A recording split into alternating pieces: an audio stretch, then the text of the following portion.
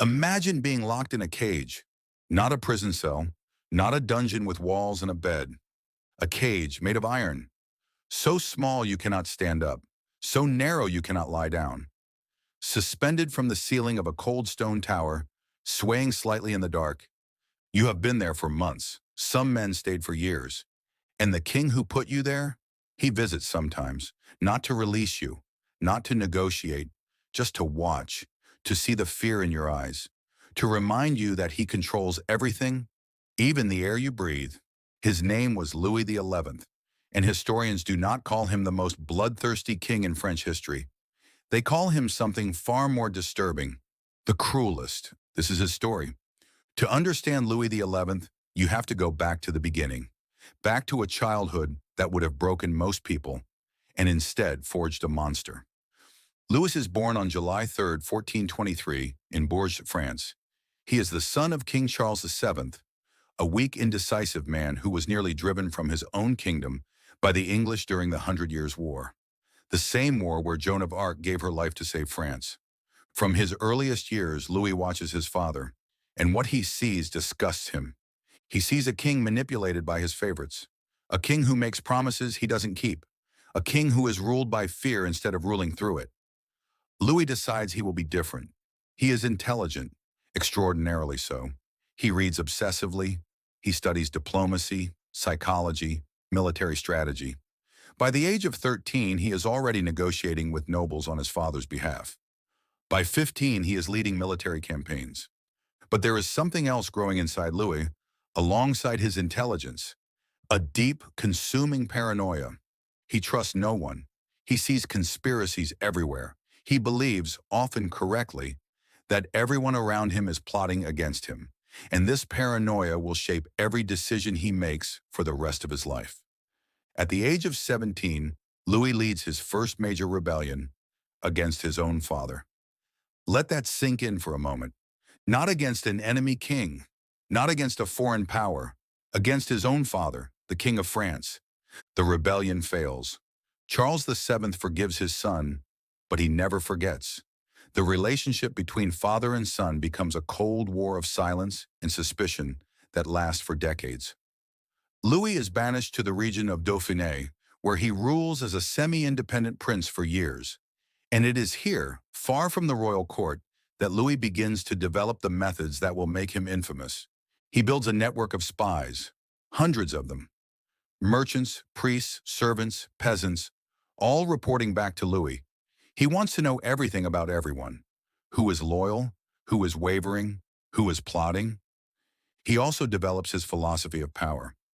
Louis believes that fear is the only reliable currency of loyalty. Love fades, gratitude expires, but fear, true, bone-deep fear, never goes away. And he intends to make sure that everyone in France is afraid. In 1461, Charles VII dies. Louis XI becomes King of France.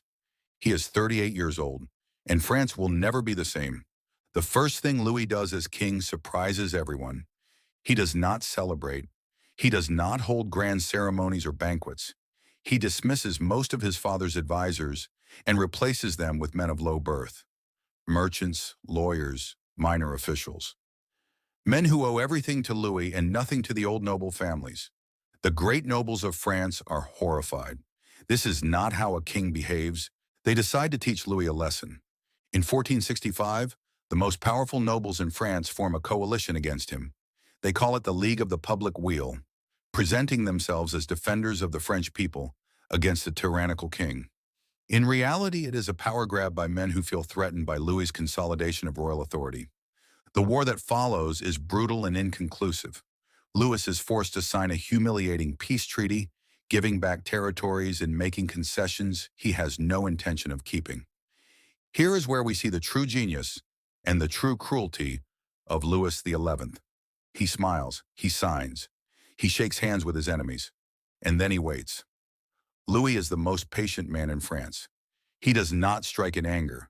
He strikes when the moment is perfect, when his enemies are weak, distracted, or isolated. One by one, the nobles who humiliated him in 1465 find themselves destroyed.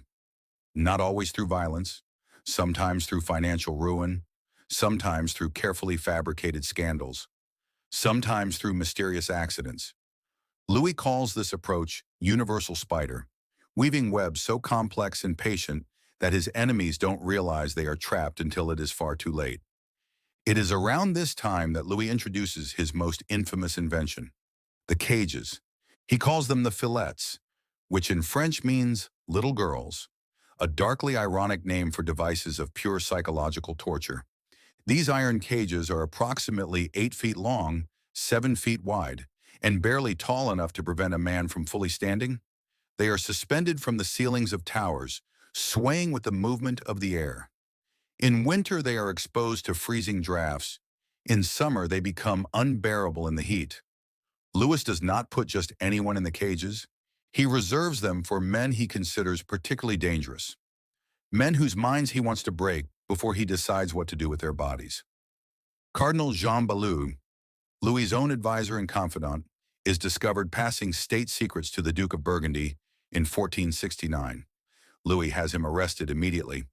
Ballou spends the next 11 years in one of the fillets. 11 years. In a cage suspended from a ceiling. When he is finally released through pressure from the Pope, he is a broken, shuffling shadow of the man he once was. His muscles had atrophied. His mind had fractured. He could barely walk. Louis watches his release with quiet satisfaction. But the cages are just one instrument in Louis's orchestra of cruelty. He is also a master of psychological warfare. He sends gifts to enemies he is planning to destroy, lulling them into a false sense of security. He makes promises in writing, then produces alternative documents with slightly different wording to deny what he agreed to. He plants false information through his spy network to turn allies against each other. He also has a unique relationship with death. Louis does not enjoy public executions the way some medieval rulers did. He prefers quiet disappearances. A man goes to sleep and does not wake up. A traveler's horse stumbles on a mountain road. A political rival succumbs to a sudden illness. Whether Louis personally ordered these deaths or whether his agents acted on their own understanding of his wishes is something historians still debate. Louis was too careful to leave written orders for assassination, but the pattern is unmistakable. People who crossed Louis XI had a remarkable tendency to die young. Now we come to the most extraordinary chapter in the story of Louis XI, the chapter that historians argue about to this day, the chapter that makes this king truly unlike any other, his relationship with his own death. By the late 1470s, Louis is aging rapidly.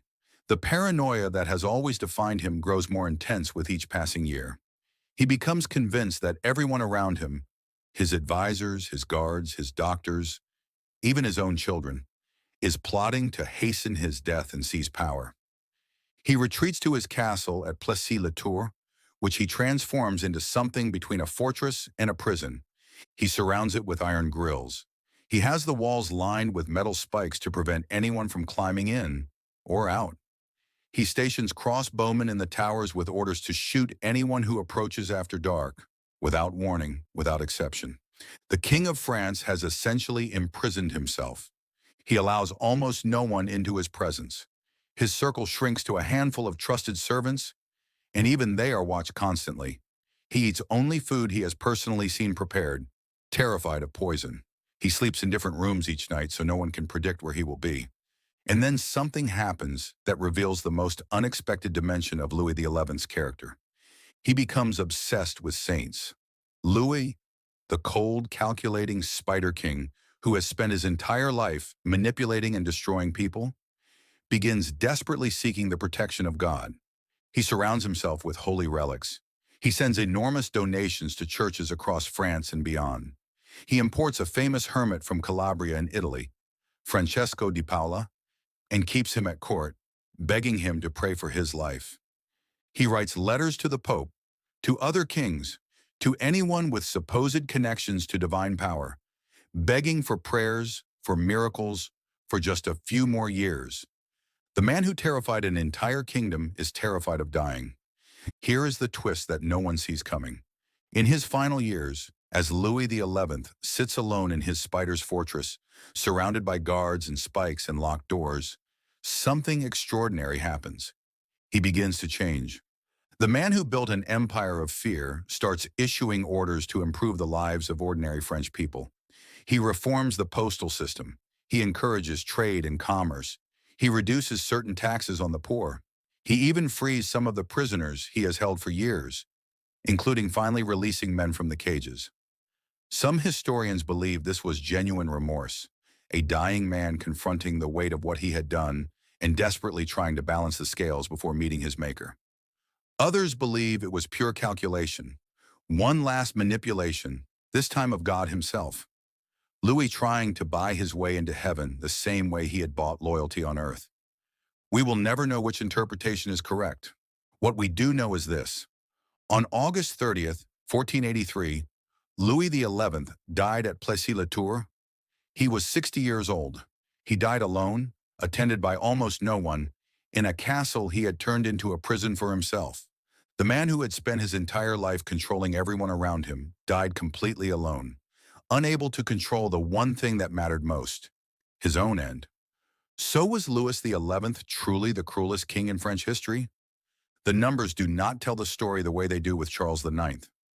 Louis did not order a single massacre. He did not drown a river in blood in a single night. But cruelty is not always measured in bodies. Louis XI invented a system of psychological torture so refined and so patient that it broke men's minds long before it broke their bodies. He built a kingdom where no one, not nobles, not advisors, not even family, could feel safe, where loyalty meant nothing and fear meant everything, where a man could spend 11 years in a swaying iron cage for one mistake. He did not just punish his enemies, he dismantled them, piece by piece, thought by thought, until there was nothing left. That is a different kind of cruelty from Charles IX's explosion of violence.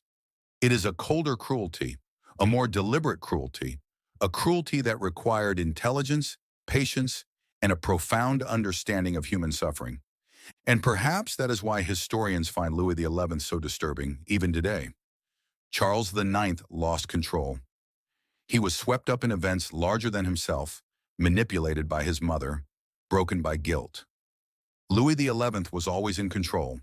Every cage, every disappeared enemy, every broken mind, every terrified advisor.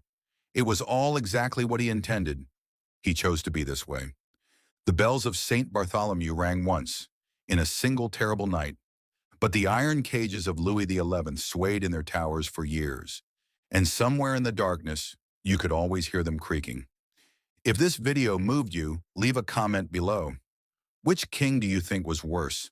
Charles IX, who massacred 30,000 people in a single night? Or Louis XI, who spent decades breaking men's minds one by one? Subscribe for more French history, the stories they never taught you in school.